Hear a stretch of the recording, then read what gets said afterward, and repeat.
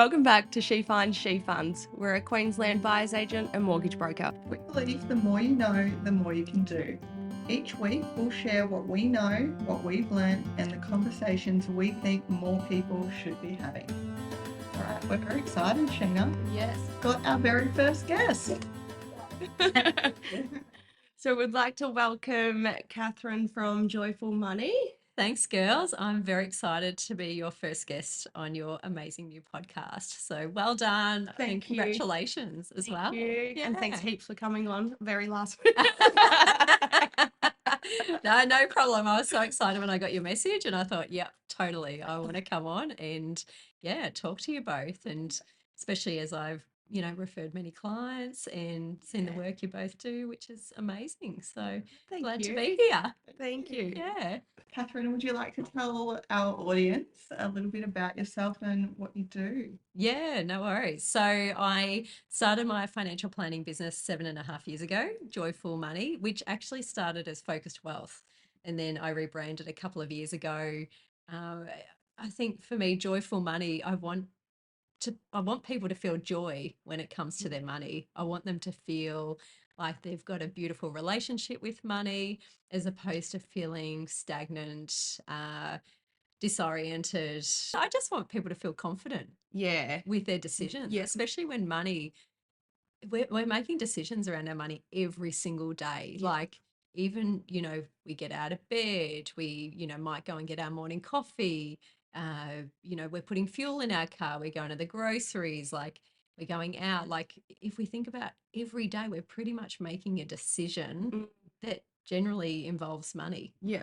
And so, for me, bringing joy back into our money, into our relationship with money is so integral. So when people come to me, I talk about the money coaching side, which is all behavioral money coaching. Yeah. And that's understanding your relationship with money and then working on that relationship as well to have a beautiful relationship with money. And it might sound a bit strange going, okay, how do I have a relationship with money? But we do. Yeah. We actually have a relationship. If we don't, and we say put our head in the sand, which is one of the most common things to happen, well, we're probably not getting anywhere. We're probably not achieving what we want, and we're probably actually not living the life that we truly want to live as well. Yeah. And, when we think about financial planning is all the external mechanisms. So it's like, okay, what are the levers that we can pull? So our spending. Okay, how are we spending? Are we saving for a home? Are we starting to invest? What are our goals? What do we want our future retirement to look like? What's important to us and what do we actually really value? And one of the keys for me is, are you actually spending your money on the things that are truly important to you? And when you actually dig into that, I think that's a really powerful question that everyone should ask themselves. And so for me, going into planning 7.5 years ago was, I guess, as a financial planner, but the coaching has shifted my thinking, shifted how I work with clients to much deeper conversations as opposed to, okay, let's set up a plan. If you do X, Y, Z, you'll be able to retire at 60 with $2 million in your super fund. Yeah. That is not the conversations. Don't get me wrong, that's still part of it, Yes. but it's not the full picture. And I've heard you talk on the like the different, I'm going to call it behaviours, but I can't remember what they're called. Yeah. Like the different things categories you can fall under. The archetypes. Yeah, and it's so interesting when you do look at it and how that can affect your relationship with money. It is really interesting. Do you have that online somewhere? There's a quiz? Yeah, there is. So on my website, there's Yes. Joyful Money website, there's a Yes. quiz. So you can actually do your money quiz. And it's amazing. Like it doesn't cost you anything. Just jump on and it'll give you select the words that resonate with you around your relationship with money. And then it pulls up, okay, what are the passive archetypes? What are the active archetypes? Yeah. And it's not like we fit in this one box. And two, it's not the biggest thing with behaviors is our behaviors aren't who we are. It's not our personality. Yeah. Our behaviors can be shifted, they can change. So it's like if how many people, and I'm sure you've come across this, where someone says, I'm really bad with money. Yeah, Yes. everyone. Totally. And it's like, I go through waves of that. Sometimes I'm like, oh, I'm so bad with money. And I'm like, oh my gosh, I'm doing so well. I'm so good with money. I'm so responsible. yeah. And Yeah. if you think, oh, I'm bad with money, Yeah. you're likely going to portray behaviors Yeah. that move you to be bad with money because you're like, oh, well, what do I bother? Yeah, Okay, it's fine. I'll just keep doing what I'm doing. Whereas when we're more confident and we talk positively, yes. it's like negative self talk. If we tell ourselves negative stuff all the time, we're actually going to start believing it. Yeah, Whereas if we start talking it positively, like, oh, wow, like I'm feeling really good today. Oh, look at how good I'm looking, or, even looking in the mirror, like we often judge ourselves. yeah, Everyone does yeah, it. So, but you think about the same thing with money. Well, if we're judging our behaviors, it's like, okay, well, actually, I need to turn this around. Yeah. yeah, And you are responsible for that. That no one's coming to save you. You need to actually look internally, don't you? And actually start taking the steps and the actions to, create a better financial um, scenario or life for yourself. It's great that we've got people like yourself, Catherine, to, I think, be the catalyst of that. So, yeah. Yeah. And it's very powerful. Like the money, a lot of people get referred to me to come in for financial planning because, it's a specific need. They're like, right, I want support on my money. How do we grow wealth? That's the most common. And one of the things that I dig into is around values. Have you got anxiety or stress around money in your life? What's your relationship with money like? And the more we delve into that, helps me understand whether they need coaching or not, and how impactful that may be as part of our planning. yeah, So rather than thinking about, okay, well, I just come to you for planning, it's like actually you come in to work on your relationship with money. That's the key, because if you do that, the benefits, the value you receive is so much greater, because I'm not there daily going, what are you spending your money on? I thought you wanted to buy a house. Okay, hang on. How, if you're spending $100 on eyelashes, how is that going to help you towards buying your house? Like, I'm not there telling you what you can and can't spend. And that's not my job. It's up to you to be conscious and make sound financial decisions every day. yeah, Yeah. I often say what you're not measuring, you're not managing. So, like you said before, if you're putting your head in the sand, yeah, then of course you're just going to be going round in circles. Yeah, totally. Fail to plan, plan to fail. yeah. Yeah. I think another big misconception is that, like, you need to be wealthy to see a financial planner or a money coach. But I actually think it's not the case at all. My belief on it, anyway, is it's not the case at all. And actually, it can really help you, especially that money coaching piece. But when you are really struggling and you need that help, it's more like that coaching piece for those clients that are really struggling to make sense of it all or understand how to work with their money is super helpful without needing that plan yet, because they might not be there, type of thing. Oh, totally. Like Yeah. some people come to me and I'm like, actually, you need to go through coaching first. Yeah. And then we can look at, okay, where are we at now? Yeah. And for some people, it is the coaching, and it might be a spending plan. Yes. Let's just get your money on track. Yeah. Let's get you focused on what you want, get that part done, because often, sometimes they're not even ready for that next step. Yeah. Because people just want to jump to, oh, I want to start investing, or I want to buy a house. And it's like, okay, that's great. But if you don't have the foundations in place first, how are you going to achieve what you want to achieve? Yeah. And I think that's really key when people want to jump the gun. And it's interesting, people do think you need a certain level of wealth to see a Yeah. financial planner as well. Whereas my youngest client has been 23 Yeah. up until 70. So, Yeah. when you're younger, it is around, okay, right. I've worked with one client in particular, and she was 23 a couple of years ago, came to me and she goes, I want to get myself sorted. Okay. And I said, let's just do a one-off plan. And Yeah. then I said, you don't need me ongoing every year. I said, we need to just get your foundation set, get you on your way, especially living at home. I'm like, this is the Yeah. best opportunity. So we set up an investment portfolio. made sure her super was set up how it should be Yeah. for to support growth for she will one day retire or Yeah. need or get access to that money later down the track. Mhm. Insurances to make sure that if anything happens, because as a single woman, it's like, well, she's responsible for herself and her ability to earn an income as well. So making sure that we put all those things in place for her.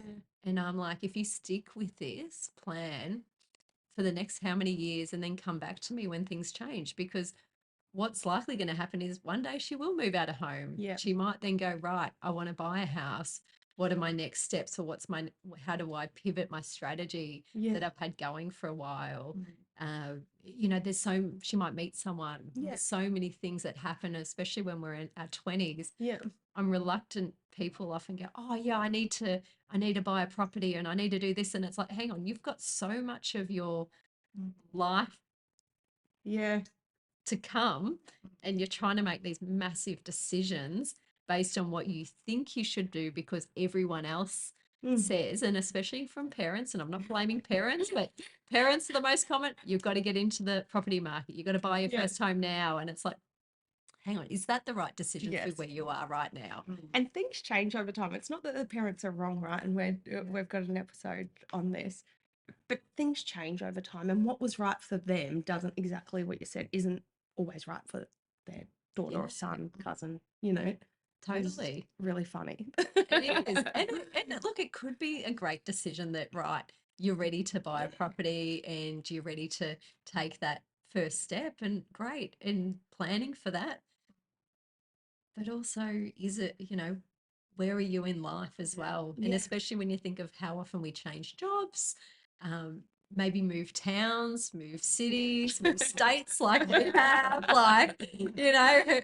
gosh, I would never have thought, 10 years ago that I'd be living on the Sunshine Coast Yeah. now. But here we are. Yeah. So, life does evolve. Yeah. But it's also my biggest thing whenever someone comes to me is you need to make sure your money is working for you. Yeah. And that is really key. And I think we forget about this, and we can be so busy in the now and just, don't get me wrong, I love to live life and, Yeah. but also what, you know, that money, once it's gone, you're exchanging your time for money right now. Yeah. So do you want to continue doing that or not? Yeah. And so you've got to think about that as well. I think what you said exactly that. It's not a plan that has to be there and you have to keep coming for every single year or however it works, but you do have that flexibility. Yeah, definitely. And that's what I think is really key, that you I think having a solid foundation in place is really key. And Yeah. as long as you're, continue on doing what, or sticking relatively to the plan, Yeah.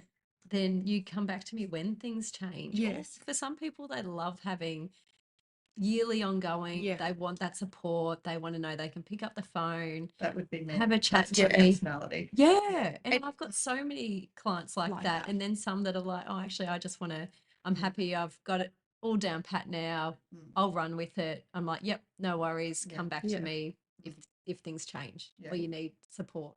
Mm. Yeah. But then I like when we are under Catherine, it takes any emotional that emotional side out of it as well, because you're looking at it, no emotions tied, whereas we might go, oh, we really want that, or something silly. Yeah. Do you need it?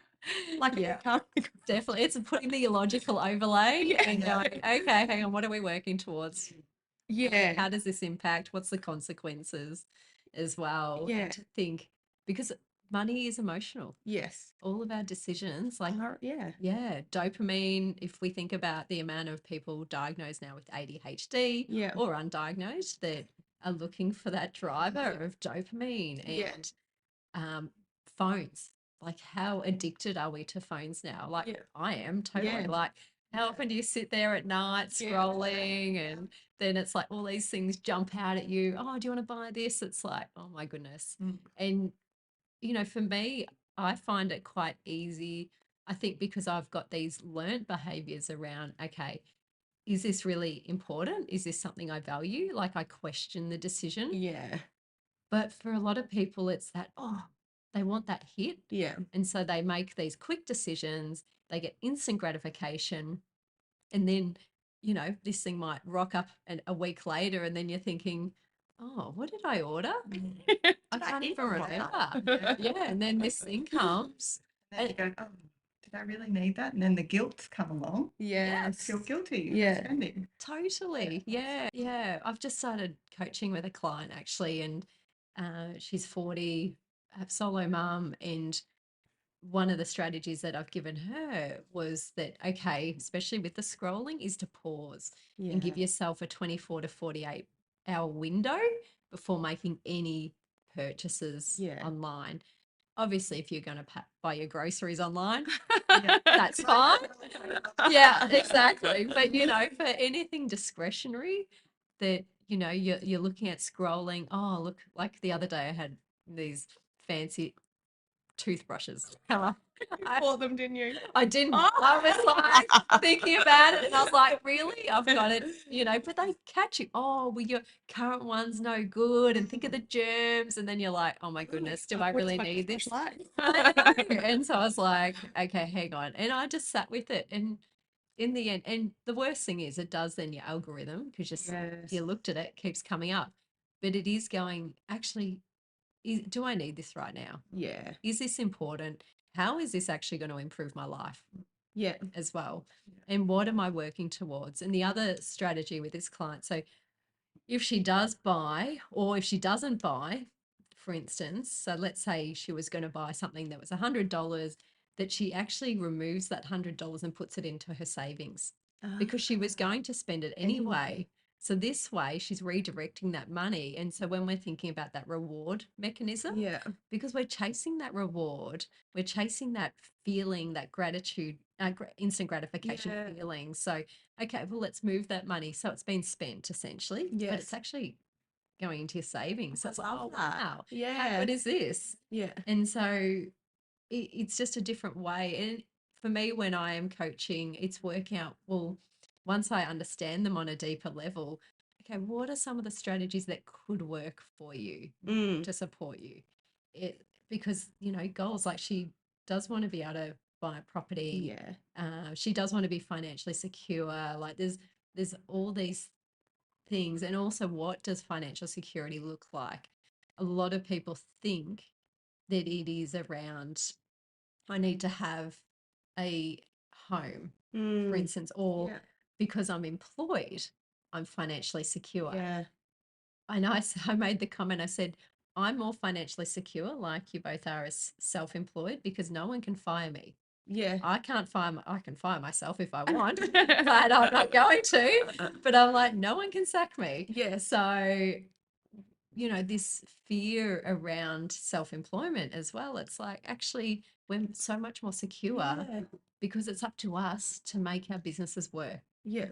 I find that funny as well, like with obviously self-employed income and the way banks assess it, it's generally a little bit more strict or harder.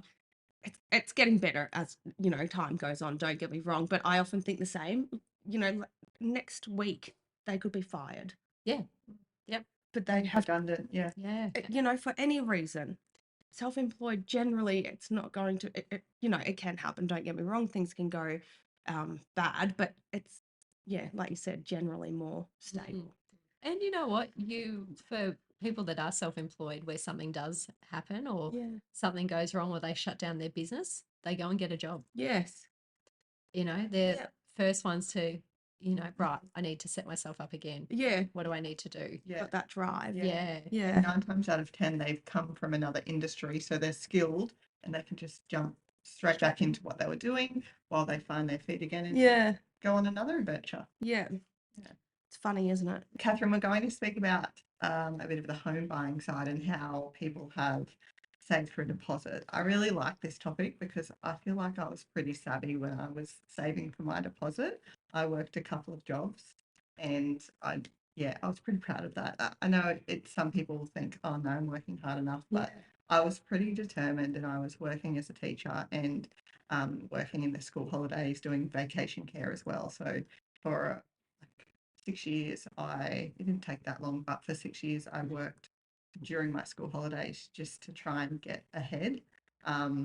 Yeah, so that's how I did it. But yeah, Wow. have you heard any other stories of people saving in certain ways, or how Tips or tips tricks? or tricks about getting that first Yeah. deposit? Yeah. I mean, there's so many different ways to get your deposit. Like, and don't get me wrong, I think it is harder now when we look at the cost of rent. A client the other day, they're having to spend, $900 a week on rent. And you think, wow, how do you get ahead when you're paying that much rent? I remember when I rented in my 20s, I was in a share house, but I was paying $250 a week, and I thought that was a lot, back then. And I'm like, wow. And now it's we rented when we came up here, and my husband and I paid $800 a week. Mm, And even that, I thought, oh, yeah, that's fine. But Mhm. that's even higher now.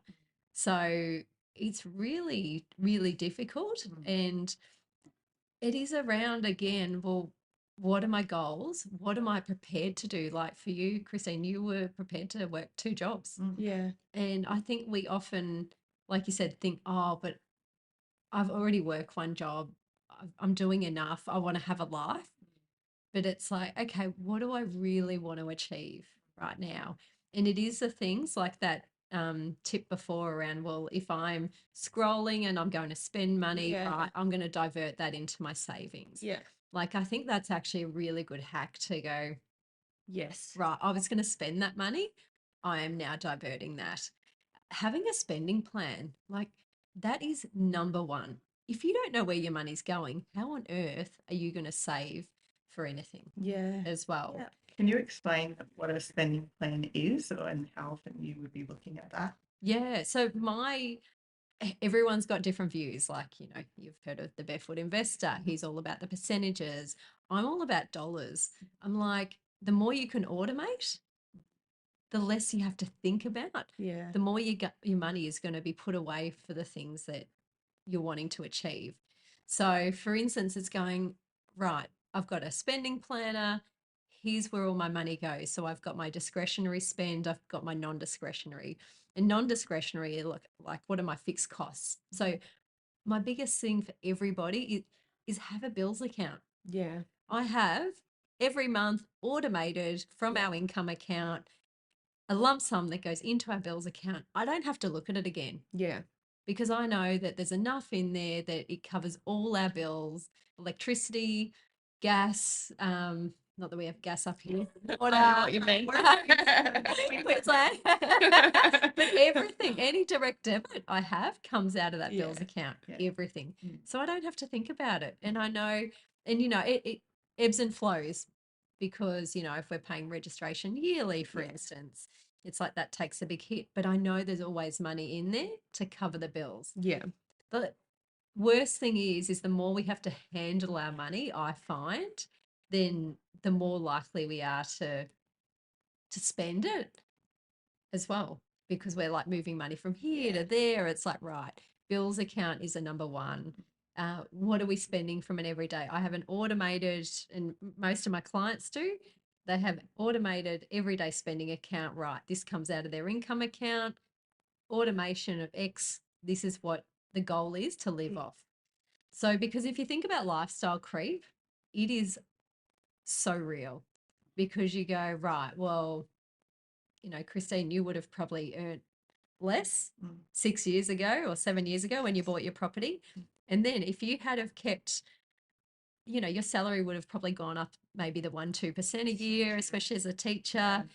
And then you're earning your extra money. And if you went, oh, but, life, I just want to buy that now, or, that avocado on toast brunch is now $27 where it was $23 4 years ago, and you start adjusting and you go, right, I just end up spending more. That definitely happened. As soon as I got my first home, it's like all the wheels fell off. And the savings, because I was so strict with saving, as soon as I got in there, I was, like, oh, I can start spending all my money again. And the savings definitely, went down because it was just so difficult for so long. Yeah.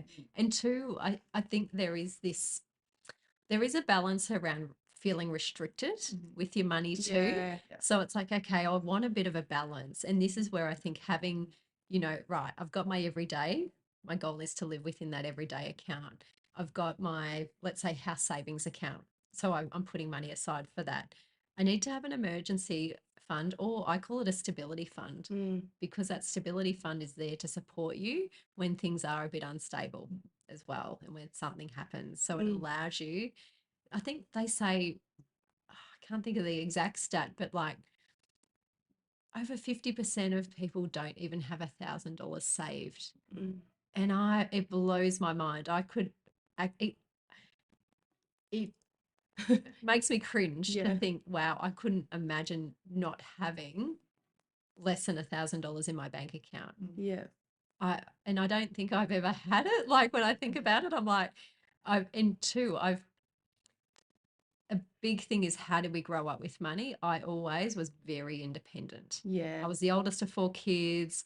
I was very very independent. So I always made sure that I always had money, always put money aside. I never wanted to rely on anybody else. Even when I went into my marriage, it was still, okay, I'm not relying on anybody. Yeah, that's me.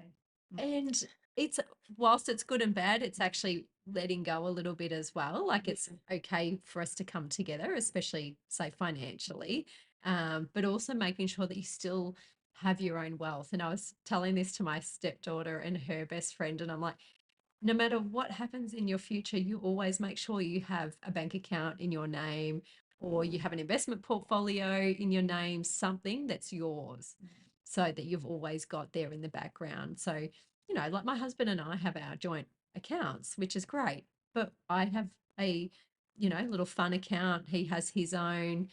I've got an investment portfolio, he does. We've both got our individual supers. So we've still got assets that are actually in our own names as well, which I actually think is really key. Yeah. Definitely. I think there's too many statistics of women or even men who are stuck in relationships because of finance reasons. They're too scared or they're too unstable financially to walk away. And unfortunately, I just think that's sad that people don't have those safety nets for if anything arises as well. I've had friends who've been in that situation. So I really like that.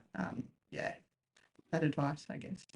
Yeah. So I think the key takeaway for the hack is, I think that's a really good one that you mentioned, the putting the savings. If you're going to buy something and you talk yourself out of buying it, put that into the savings. Yeah, I've not heard that before. I like that. Yeah, I like it. Even for like if you're a little bit younger and you still have like quite a large social life, unlike me. But things like you might go out most weekends or go, out for dinner with friends or lunch lots of times. If you say no, even if it was once a fortnight and you put that money into your savings too, like that's huge, isn't it? Eventually over the year. Yeah. And also there's so many different things you can do. Like, one thing I love is actually having at least one day a week where you don't spend anything. Yeah. Like, I want everyone to try it and go, right, I'm not spending today. Yeah, we will. And, yeah, and do And all it. of you too. Yeah, and think about it and go, wow, imagine if I didn't spend.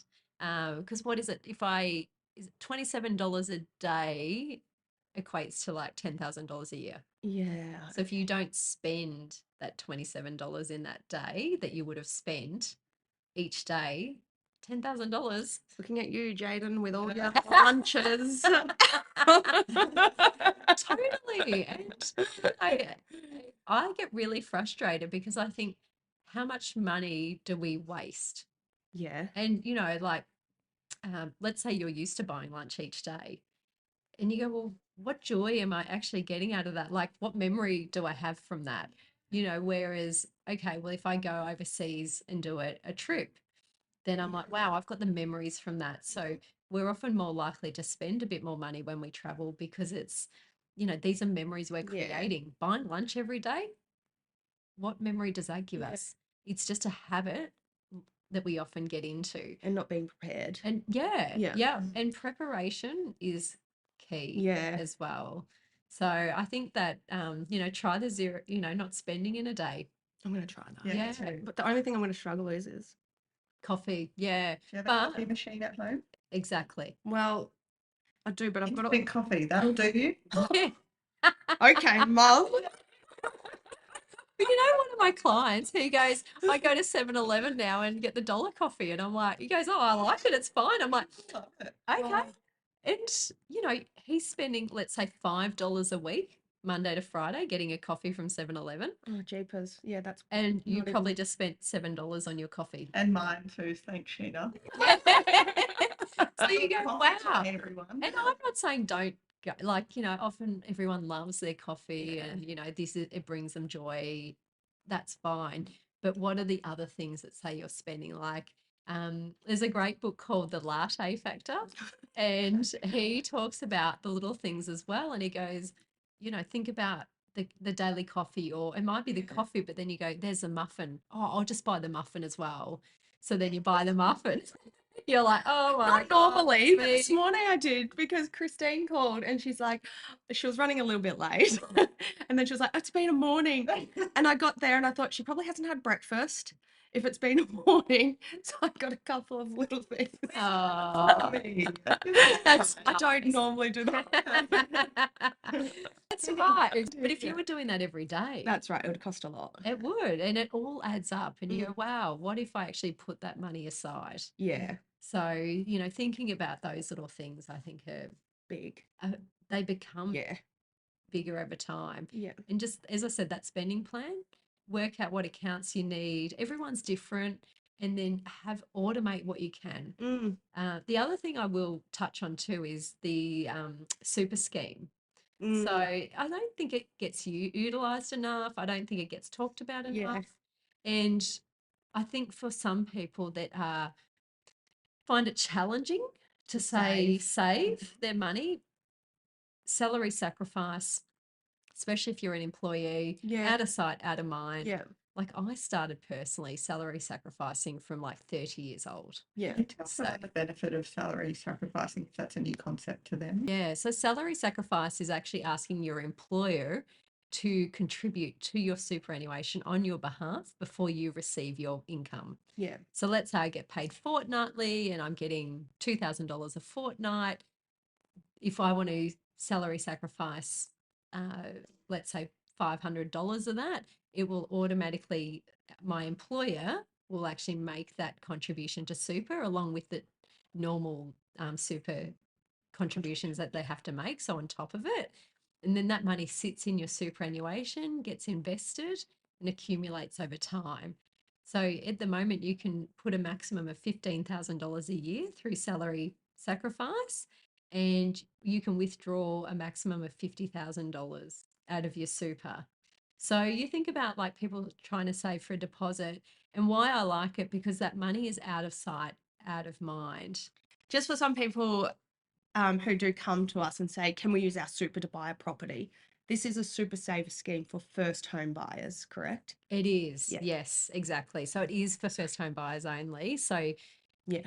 don't think you can just, oh, I'll put this money in Yeah. and then we'll buy our next home. It doesn't work like No. that. So, and it does have to be for a home. You can't then decide, oh, we're going to buy an investment property instead, or Yeah. actually, we just want to get that money back out again to No. support our life. It doesn't work like that. And you do need to So- submit your evidence to get that out to then use it as your deposit. Exactly. Yeah. That's right. But I think it is still a scheme for if that is your goal Oh, and that 100%. want to do that Yeah. and you struggle with saving, out of sight, out of mind. Yeah. Because again, like lifestyle creep, if we're earning less, Yeah. we learn to live on less. Yes. It's just a natural progression. Yeah. You know, if you think about when you were, gosh, I think my first proper job in my 20s was like $50,000, you know, when I got into finance, and I'm like, gosh, how did I live on that Yeah. and save? But Yeah. I did, and I just made decisions for myself that meant I Based on that wasn't income. spending everything I earned. You know what? It's just my simplest rule: spend less than you earn. Yeah. The amount of people that spend more than they earn and get into that cycle of debt, Yeah. personal debt, credit cards, it is so hard to get yourself out of that when you're in it. Yeah. Yeah. And it just, it's probably the worst thing you could do that really can derail your plans to say buy a home. Yeah, yeah. I do agree though. It is very underutilized. I've only had, I reckon, a handful of clients, first home buyers, use that the Mm. super saver scheme. But the only reason I was clarifying is I have quite a few people say, "Oh, I thought I can use my super to buy a house," but you do have to put it in place and And get. you can't pull out your employer No, contributions it that does they have yeah, to mandatory put in. This is actually additional contributions that you're actually making. making. Yeah. Yeah. Yeah. So if people are really still struggling after those few tips and tricks, I guess, to save for their first home, or maybe it's their next home, whatever it might be, do you think then it could be really handy for them to look at their relationship or money behaviors that you've got, like that little questionnaire? Yeah, totally. Yeah. And so you can jump on my website, Yeah. joyfulmoney.com.au, and there's a quiz on there. And so you select your basically the words that define your relationship with money Yeah. currently, and then it gives you an understanding of which archetypes are actually showing up for you. So the more we understand our relationship with money on a deeper level, Yeah. the more impactful it can be to go, right, okay, so let's say I've got the innocent archetype, which is driving a lot of my decisions and behaviors. That's very much that putting the head in the sand. Yeah. And you go, right, well, okay, at the moment, I don't feel like I'm getting anywhere. I'm not really focused on my finances. Who do I need to talk to? Yeah. And it might be like I just referred you to a new client yesterday, Sheena, to go, I think you need to talk to a mortgage broker first Yeah. so we can understand what is your lending capacity, Yeah. how are you going to achieve what you want to achieve. Yeah. So And what do we need to get there? that's Yeah. right. So who are the people, who are the experts around you that you could go to? And it might be that, right, you need coaching. Yeah. So then you could come to me, or there are a number of money coaches that are around Australia now that do the behavioral money coaching program as well. The thing that I like, sorry, and this isn't a sales podcast, it's just something that I like. There are lots of money coaches around now, but you're also a financial planner. Mm. There's a lot of money coaches that aren't quite as qualified, I'll say. Yeah. What are some things people have to check before they go and see a money coach? So, from a behavioral money coaching side of things, we're not talking about dollars and cents. Yeah. So, we're not talking about how you're managing your money in the sense of, okay, well, you need to invest or you need to go and do this. It's actually around identifying, well, how did you grow up with money? Mm. How does that impact your day to day decisions? Where did those behaviors come from? So, often your mum and dad. So you think about your parents and it's like, oh, who am I like when it comes to money? What are their traits? So what traits have I learnt from them as well? Yeah. And then how does that impact me each day? And what are some of the tools or strategies that help support shift my behaviors? Because beliefs are quite easy to shift. Like we could hold a belief and then I tell you something and you're like, oh yeah, that makes sense. And you shift your belief quite Yeah. quickly. Whereas a behavior is so embedded, like subconsciously, Yeah. we're doing these actions without even thinking. And so, what we're wanting to do is shift into the conscious. So, it's like, right, when we're making decisions around our money, how conscious are we making these decisions? So, the more we understand our relationship with money, Mm. the more we can evolve and go, right, well, this makes sense. Why I am the way I am. And okay, what are the things I need to do to support me to shift out of Yeah. those challenging behaviors and characteristics that I have? Yeah. Because we want to uplift the positive ones and we want to just be able to shift out of the negative or challenging characteristics that we have. Yeah. It's like switching over from autopilot and taking the wheel. Yeah. Oh, I love Yeah. that. So good. Thanks. And with the one-liners every now and then. Yeah. I'm here. That was funny. I was talking to my sister-in-law the other day about you actually, because she was getting right into, what is it? There's this guy, it was like your star signs, but he actually does the placements. You know how you were Of human asking? design. Yeah, Yeah. like it's almost like that. But Yeah. you need all your birthday, the time, and everything that we couldn't find my time. But Mm. Catherine does some stuff on that too Mm. to figure out like your different person. What is it? Like your different. Yeah, it's just based on so kind of like the archetypes, but how we so for instance, I'm a generator. Yeah. So like I'm here to build. Yeah. And I'm a sacral decision maker. So, and once you learn these things through human design, like sacral for me is, yeah, like I do make decisions with my gut. Yeah. Like if it feels off, I need to learn to trust it, and that's my intuition coming in. Yeah. For some people, their decision making is emotional, so it's like, right, I need to go on the roller coaster, and then when things are settled, then go, right, what's a sound decision for me Yeah. to make. Some people are what they call manifestors, and so they're here to have that vision. Like they're often the visionaries as well. So the more we understand, it's quite fascinating. Yeah. The deeper you go into it. I love this. I love looking at money and habits in a more holistic Yeah. approach. Yeah, Well, totally. we were just talking about it because there's this person on TikTok or something, but he does like very much like, you know, your date of birth, like your numbers and things like that, and the placements Yeah. to your personality. But I was saying how like you were sort of exploring that in the money world. It's so Yeah. interesting because it's just Oh, fascinating, isn't it? totally. Yeah. And I think it's accepting ourselves for who we are. As I said, like our personality is our personality, but our Yeah. behaviors is something we can shift Yeah. as well. And often, a lot of women that I work with, self worth is often one of the key drivers in their behaviors around money. So when they have low self worth, they're looking for a way to feel good Yeah. about themselves.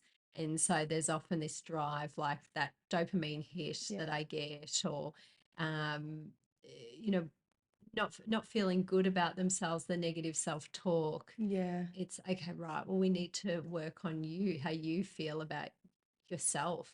And some of the transformations I've had with clients, like even women that have met, gone into relationships, and they're like, oh my goodness, I can't believe I've now in a relationship, and they have called me like they're, you know, the relationship queen, you know, and I was like, oh my God, how amazing. Like, you know, because they're so much confident within themselves, Yeah. they're then attracting the right people to them. That is good. Yeah, and I feel like that even with clients. I don't know about you girls, but I had this new client ring me yesterday, and she goes, oh, I spoke to you 2 years ago. And I'm like, okay. And she goes, you probably don't remember. And of course, like 2 years ago, Yeah. I talked to so many people. And then I said, tell me your story again. And I was like, okay, right. Yes, we need to go through more so planning for her.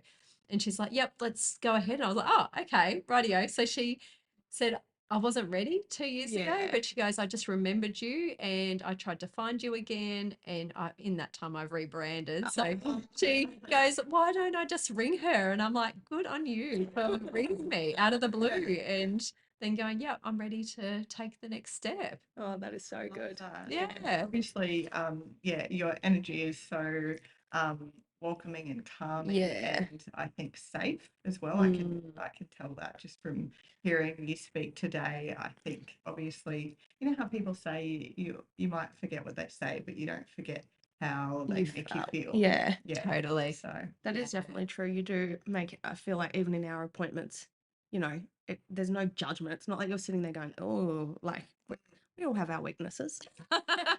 yeah.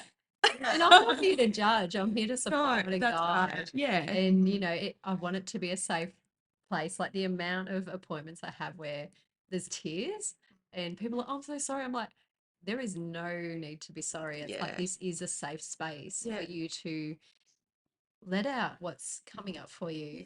And that is part of the healing process as well. Yeah. Too. Yeah. Good. So, Catherine, in the media, we've been seeing a lot about the government changes recently.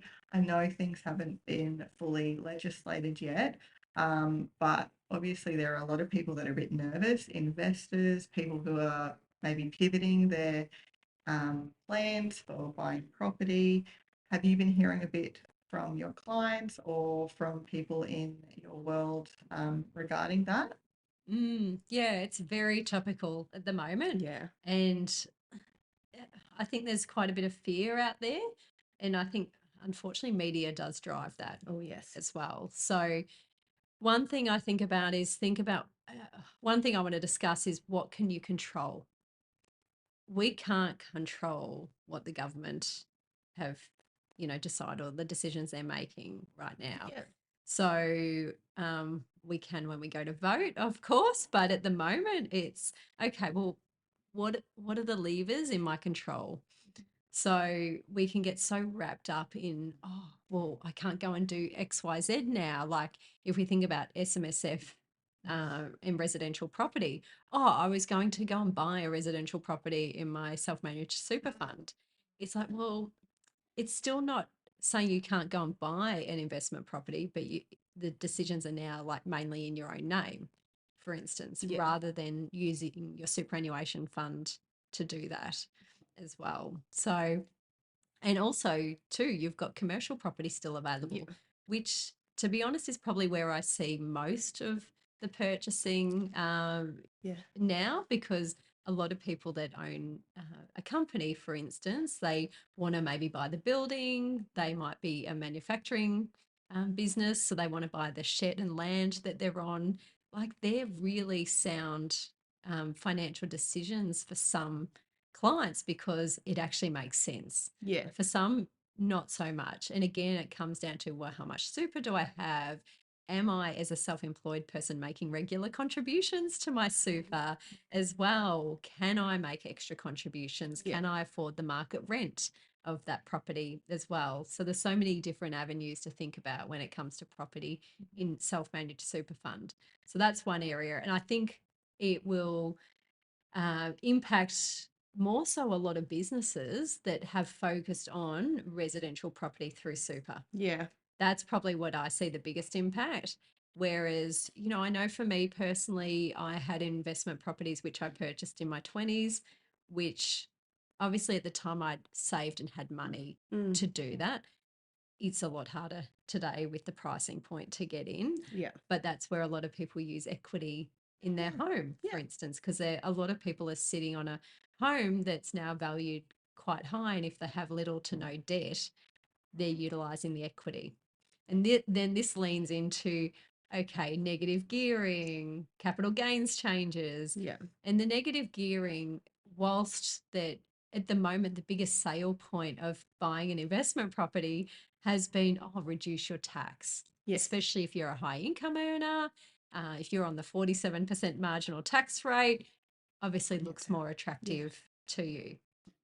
Whereas what still happens is you carry those losses. So you might still have losses on that investment property. Let's say I buy a property next year and I've got that investment property, it's running at a loss. I carry those losses forward. Yeah. And actually, one day I'll likely sell the property or utilize those losses down the track. So it will likely still support me, but it's not going to have that year on year impact, which has been probably the traditional strategy around negative Yeah. gearing that we currently have. And I think it is important to, like, the media do really focus on the negative, like no more negative gearing, negative, but equals a positive. They do really focus on the negatives, and you like that, didn't you? I'm looking at a battery. But it is important to take a step back from that fear and look in, and there are there are other things that come into play instead of that. So, like you said, that loss gets carried forward, and eventually, if you like to buy an investment, generally people, well, not generally, but some people are doing it to hold on long term. And in that case, if the first couple of years were at a loss and then they start to come into that positive, it will then help in those future years. Yeah, definitely. And, as we've seen rents increase as well, if rent continues to increase, well, you've bought a property at a particular time, at a particular price. If rents continue to go up over time, well, what's going to happen is you'll likely become, say, potentially more neutral into Yeah. more positive territory as well. Anyway. Yeah. So whilst it is an impact on cash flow, a I always say a investment property shouldn't be purchased just from a tax perspective, Yes. Yeah. because it's looking at, okay, this is a wealth creation tool. Yeah.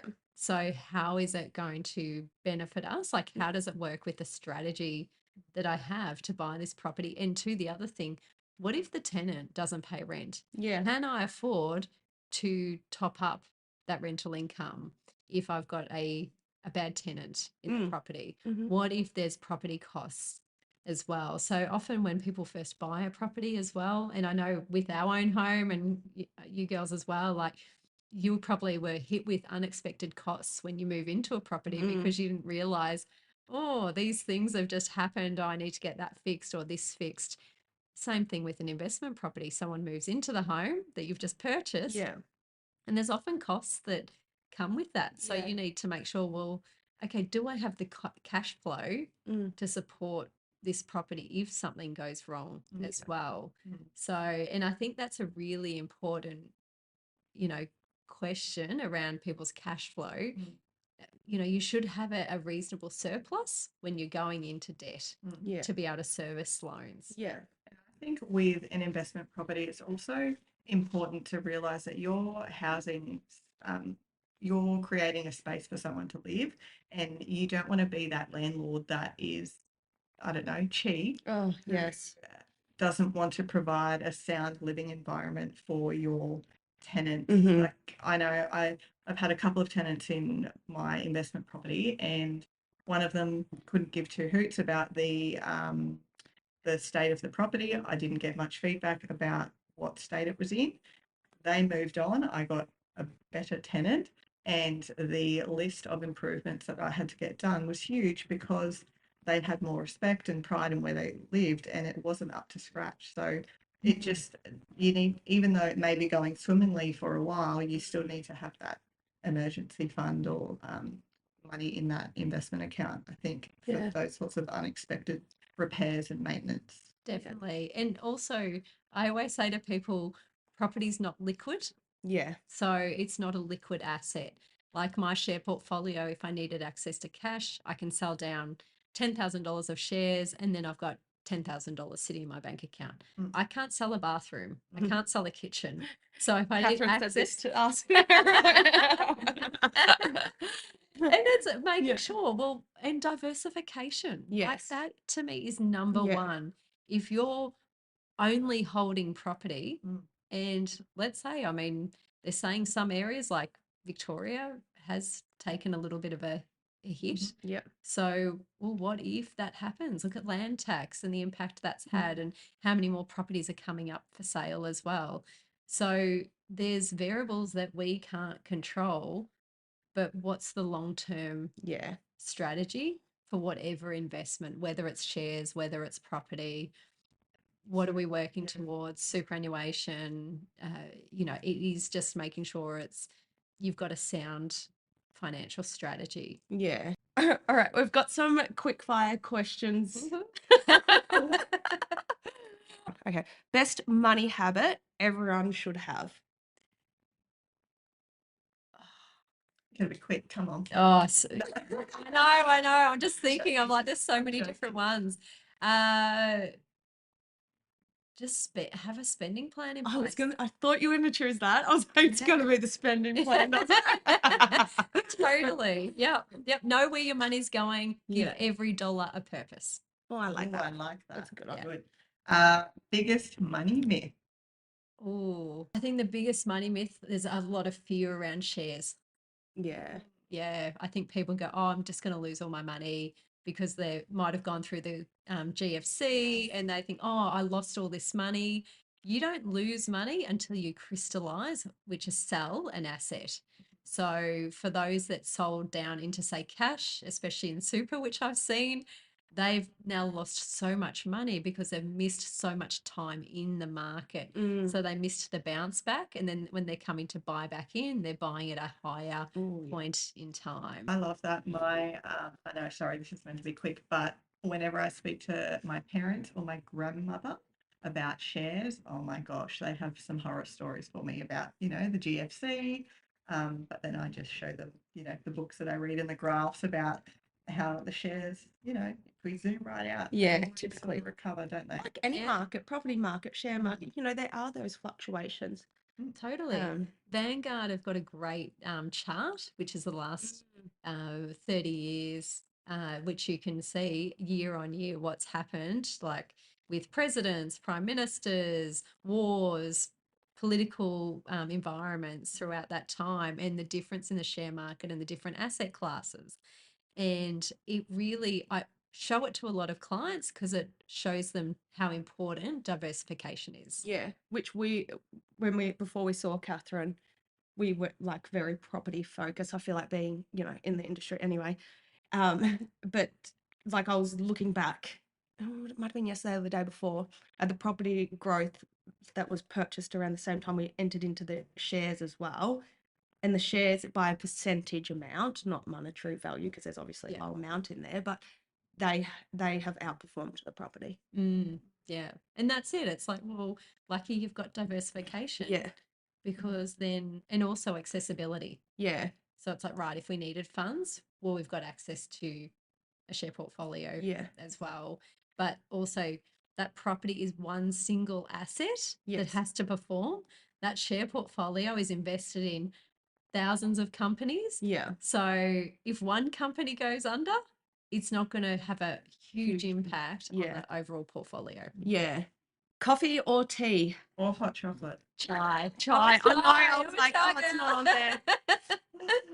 If you could give your younger self one piece of financial advice, what would it be? I feel like this is terrible because you sound so like when you talk about your younger self, I'm like, oh, you're so financially savvy. Like, To that teenager, Catherine. yeah. Oh, I was pretty savvy back then too. I was a worker. I had like 3 jobs at one stage. Like, I definitely think for me, and it's probably more around my, I think my 30s Yeah. is letting go and enjoying my money more. Okay. Because of my money archetype and personality, I definitely was, and how I grew up, I definitely needed to probably let go a little bit. And that's, what I've been doing later. But I have to say, because I was able to set myself up Yeah. earlier, it's allowed more freedom for me to go, oh, okay, I can breathe Yeah. as well and enjoy. Yeah. Yeah. Not all of us were like that when we were younger. Yeah. And some people, it's like not enough. They could have millions. It's never enough. And you Oh, think, yeah. wow. And that is the never enoughness. And that Yeah. is real as well. I've got a client earning hundreds of thousands of dollars, has worth millions, Not still not enough. And yeah, it's crazy. And and I've done a lot of work with him, but it's so men, I find it's like you're just slowly peeling back the layers. Yeah. That's, if you're not willing to do the work, then it takes a lot longer. And so you're continually chasing. And so what we're not doing is being present. Yeah. And that's actually really key. Be present. I heard this saying, if we live in the past, we're in depression. If we're focusing on the future, it brings anxiety. Yeah. But if we live in the present, it's calm. Yeah. I Yes. like that. Yeah. Because I do feel so many people do either live backward or forward, and it's like, well, we're here. Okay, favorite book, podcast, or resource about money?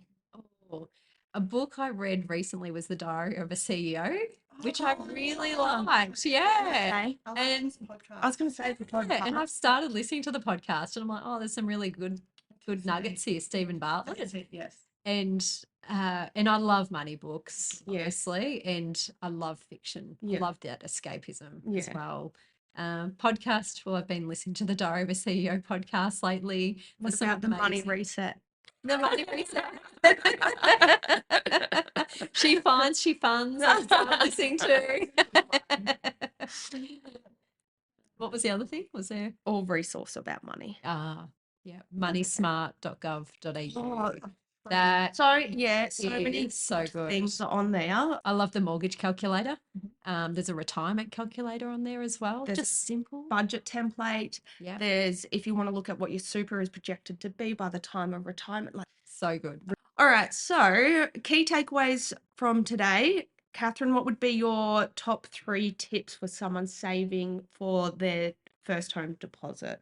So making sure you have a spending plan. So Yeah. knowing where every dollar's going. I think Perfect. is really key. The other hack we talked about earlier was around, okay, if I'm going to spend this money on something, it might be scrolling or going to the shops and Yeah. I see a nice top and I don't buy it, then I direct that money into my savings account, into my home account. Perfect. So the third one, I'd probably think about the super saver scheme. Yeah. And if that is an option for me, depending on how you are with money. Yeah. If it's better out of sight, out of mind, totally something to think about and look at. Yeah. But it is for first home buyers only. And what was the one action that people can do this week, do you think? Have a 0 spend day. Yeah. Done. We're doing that. Yeah. We'll keep each other accountable. Love it. All right. Where can people find Joyful Money? Okay, so I am based on the Sunshine Coast, but all my clients are Australia wide. So most of my meetings are Teams now, which is awesome. I do the occasional face to face. www.joyfulmoney.com.au. You can book in for an initial 15-minute chat, jump on and do the quiz as well. Yes. So I think it'd be great for you to know what your money archetypes are. Yeah. And then I also offer an initial 15-minute chat around that too. And when she says her clients are Australia wide, they are literally Australia wide. Northern Territory, WA, Victoria, Queensland, they are everywhere. Totally. Yeah. Yeah. Exactly. And there's no, I guess, age. Like people think, oh, I have to come to you when I've got X amount of money. Or, you know what, if you're unsure, I'm happy to have a chat and go if I can help you or offer you some resources that may be able to help you as well. Yeah. That's nice. Thank you very much, Catherine, for joining us as our first guest on She Finds, She Funds. We've had a really great time chatting with you, and obviously we've got lots of key takeaways as well. So thank you so much. Oh, thanks for having me, girls, No and worries. thanks for having me as your first guest. Oh, thank you so much for coming on. That's all right. Okay, so remember, the more you know, the more you can do. Thanks for tuning in to She Finds, She Funds, and we hope to see you in the next episode. This podcast is for educational and entertainment purposes only. The information shared is general in nature and does not take into account your individual objectives, financial situation, or needs. Before making any property or lending decisions, you should seek professional guidance that's appropriate for your own circumstances. Christine Stocker is a licensed buyer's agent, real estate license number 4825177. Sheena Briffa is a credit representative 526921, is authorised under Australian Credit Licence 517192.